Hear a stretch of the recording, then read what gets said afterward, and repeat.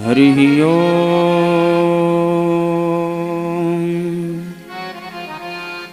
श्रीलक्ष्मीनाथ समारंभां नाथयामुनिमध्यमाम् अस्मदाचार्यपर्यन्तां वन्दे गुरुपरम्पराम्। यो नित्यमच्युतपदाम्बुजयुग्मरुक्मं व्यामोहतस्तदितराळतृणाय मेने अस्मद्गुरोर्भगवतो सदैकसिन्धो रामानुजस्य चरणौ शरणं प्रपद्ये। रामाय रामभद्राय रामचन्द्राय वेधसे रघुनाथाय नाथाय सीताया पतये नमः। अरामः कल्पवृक्षाणां विरामः सकलपदाम् अभिरामस्त्रिलोकानां रामः श्रीमान् सनः प्रभो। रामं रामानुजं सीतां भरतं भरतानुजं सुग्रीवं वायुसूनं च प्रणमामि पुनः पुनः। जानकी जीवनं वन्दे माण्डवी प्राणवल्लभाम् उर्मिला रमणं वन्दे कीर्तिकान्तनमाम्यहम्। अतुलितबलधामं स्वर्णशैलाभदेहं दनुजवनकृशानं ज्ञानिनामाग्रगण्यं सकलगुणनिधानं वानराणामधीशं रघुपतिवरदूतं वातजातं नमामि।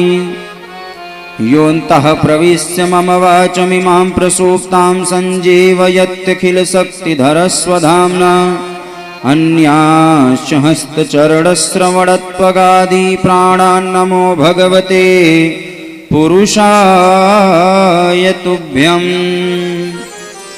श्रीपराङ्कुशपरकालयतिवरवरप्रतिवादिभीकरगुरुभ्यो नमः।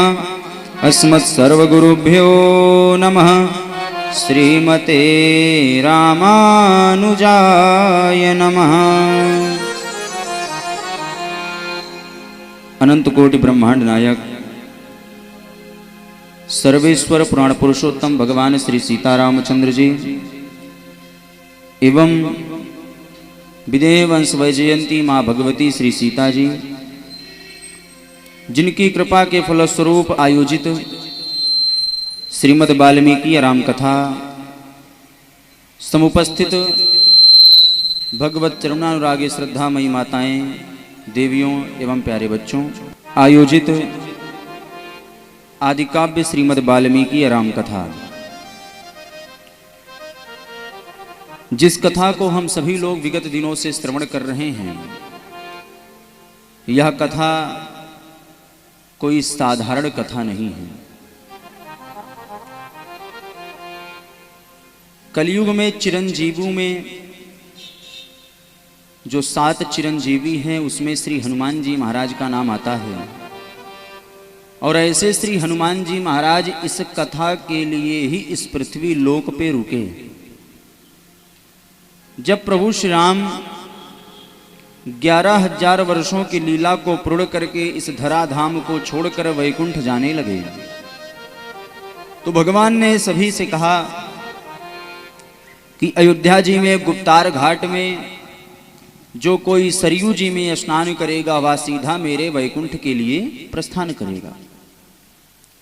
सारे अयोध्यावासी बड़े प्रसन्न हो गए कि हम सब लोग भगवान के साथ वैकुंठ को जाएंगे, परंतु हनुमान जी महाराज का कहीं पता नहीं चल रहा था। प्रभु श्री राम ने बड़े दूर तक, बड़े समय तक देखा कि सबका तो पता चल रहा है, लेकिन आंजनेय श्री हनुमंत लाल जी महाराज का पता नहीं चल रहा। तब तक प्रभु श्री राम ने देखा कि हनुमान जी महाराज एक वृक्ष के नीचे बैठ करके सीताराम सीताराम कर रहे हैं। तो किसी ने कहा कि प्रभु वो तो वृक्ष के नीचे बैठ करके सीताराम कर रहे हैं। भगवान ने कहा हनुमान को बुलाओ। हनुमान जी को बुलाया गया। भगवान श्री राम ने कहा हनुमान, तुम्हारी इच्छा नहीं हो रही है क्या कि मेरे साथ आप चलो? सब जाना चाहते हैं वैकुंठ, और इस वैकुंठ को जाने के लिए संत महात्मा, ऋषि मुनि, ज्ञानी मानी जितने भी लोग हैं सब हजारों हजार वर्ष तक तपस्या करने के बावजूद भी मेरे वैकुंठ को नहीं प्राप्त कर पाते, और तुम फिर भी वैकुंठ जाने के लिए आगे नहीं आ रहे हो। हनुमान जी ने कहा प्रभु, आपके वैकुंठ में जाने से क्या मिलेगा? आपके वैकुंठ में जाने का केवल एक लाभ है कि केवल और केवल आपके वैकुंठ में निवास मिल जाएगा और आपका दर्शन मिलेगा। इसके बाद हमारे साथ कुछ होने वाला नहीं है। परंतु हे प्रभु, इस पृथ्वी पे मैं रहूंगा, इस धरातल पे रहूंगा तो मुझे कई सारे लाभ मिलेंगे। क्या लाभ मिलेगा? बोले मुझे यही लाभ मिलेगा प्रभु कि आपके इस पृथ्वी लोक पे रहूंगा तो अयोध्या मथुरा जाके आपका दर्शन मिलेगा, और बोले कथा सुनने को मिलेगी, और कथा सुनने के बाद कथा में आपके प्रसाद को भी पाने का अवसर मिलेगा। इसीलिए मैं इस पृथ्वी लोक को छोड़कर नहीं जाऊंगा। इस कारण से आज भी श्री आंजनेय श्री हनुमंत लाल जी महाराज इस धराधाम पर हैं, और जहां कहीं भी कथा होती है वहां श्री हनुमान जी महाराज की भावमयी उपस्थिति जरूर होती है। कि यत्र यत्र रघुनाथ कीर्तनम तत्र तत्र कृतमस्तकांजलिं वाष्पवारि परिपूर्ण लोचनम मारुतिं नमत राक्षसांतकम्। यत्र यत्र रघुनाथ कीर्तनम तत्र तत्र कृतमस्तकांजलिं वाष्पवारि परिपूर्ण लोचनम मारुतिं नमत राक्षसांतकम्। यत्र तत्र सर्वत्र जहां कहीं भी श्री राम कथा होती है वहां पर हनुमान जी महाराज की उपस्थिति जरूर होती है। इसलिए भगवान की कथा के मुख्य यजमान तो हनुमान जी ही होते हैं। तो हनुमान जी महाराज भी क्या हैं? बोले रामचरित सुनिबे को रसिया। राम जी के चरित्र को सुनने के लिए हनुमान जी महाराज भी बड़े आतुर होते हैं। और देखो, भगवान की भक्ति करना ही जीव का तो प्रथम कर्तव्य होना चाहिए। संसार में सब कार्य करना चाहिए, और सब कामों को करने के लिए व्यक्ति को कई काम छोड़ भी देना चाहिए। इसके भी शास्त्रों में प्रमाण मिलते हैं। जैसे शास्त्रों में कहा गया कि सतम विहाय भोक्तव्यम सहस्त्रम स्नानमाचरेत लक्षम विहाय दातव्यम कोटि त्यक्त्वा हरिम भजेत। 100 काम छोड़कर भोजन करना चाहिए, 1000 काम छोड़कर स्नान करना चाहिए, 1,00,000 काम छोड़कर के दान पूजन करना चाहिए, और सर्वा त्यक्त्वम हरिम भजेत, संसार के सारे कार्य को छोड़ करके भगवान का भजन करना चाहिए, भगवान की कथा सुननी चाहिए। लेकिन हम लोग क्या करते हैं? बोले दुनिया के काम को पहले रखते हैं और भगवान के काम को अंत में रखते हैं। इसीलिए तो जीव के मन मस्तिष्क में कलयुग का नित्य निरंतर वास रहता है। हम जगत के कार्य को प्रथम पे रखते हैं और भगवत कार्य संबंधित को अंतिम में रखते हैं। इस कारण से भी कहीं न कहीं हमारे आपके जीवन में कोई न कोई त्रुटि हो जाती है, जिसके कारण परमात्मा से पूर्ण रूप से प्रेम नहीं बन पाता।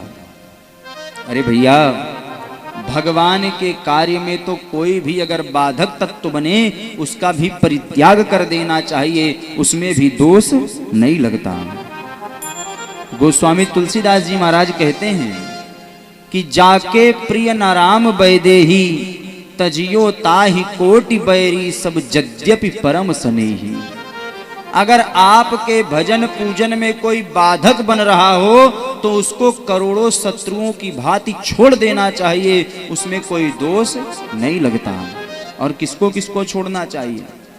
तो तुलसीदास जी महाराज कहते हैं कि तजो पिता प्रहलाद विभीषण बंधु भरत महतारी, जाके प्रिय न राम वैदेही। बलि गुरु तजो कंत ब्रज बनितन, भय मुद मंगलकारी, जाके प्रिय न राम वैदेही। प्रहलाद जी ने अपने पिता को छोड़ दिया, हाँ अपने पिता को छोड़ दिया, उनका पिता बाधक बन रहा था हिरण्यकशिपु। राजा बलि ने अपने गुरु का परित्याग कर दिया, शुक्राचार्य का। ब्रज की गोपियों ने अपने पति का परित्याग कर दिया, जो वो कृष्ण की भक्ति में बाधक बन रहे थे। भरत जी ने अपनी माता का परित्याग कर दिया, जो राम के विमुख हुई। और सब लोगों ने सबको छोड़ने के बाद क्या हुआ, बोले भय मुद मंगलकारी, फिर भी उनके जीवन में कोई कष्ट नहीं आया, सब आनंद को प्राप्त हो गए। क्योंकि भगवान की भक्ति में अगर कोई बाधक बने तो उसका परित्याग करना चाहिए। लेकिन ये बात आपके मन को जब समझ में आएगी तो ही यह बात का असर आपके दिल और दिमाग पर पड़ेगा। लेकिन ये मन जो है बड़ा पापी है, हो ये चाह करके भी हमसे सत्कर्म करने नहीं देता है। क्यों? बोले यह मन जो है ना, हमने यही कहा था कि मन एव मनुष्याणाम कारणम बंध मोक्षयो, मन ही व्यक्ति के बंधन और मन ही व्यक्ति के मोक्ष का कारण बनता है। इसलिए अपने मन को रोज समझाओ। दुनिया को आप लोग रोज समझाते हो, बेटवा को समझाते हो, बिटिया को समझाते हो, अपनी पत्नी को समझाते हो, दुनिया भर के लोगों को समझाते हो, लेकिन कोई व्यक्ति अपने आप को, अपने मन को समझाता नहीं है। और अगर संसार में व्यक्ति अपने आप को समझा ले, अपने मन को समझा ले, तो संसार में फिर किसी को समझाने की जरूरत नहीं पड़ेगी। इसीलिए तो साधक ने यही कहा कि ये जो पापी मन है भजन कर ले, नहीं तो जिस दिन शरीर से प्राण निकल जाएगा अंत में पछताना पड़ेगा।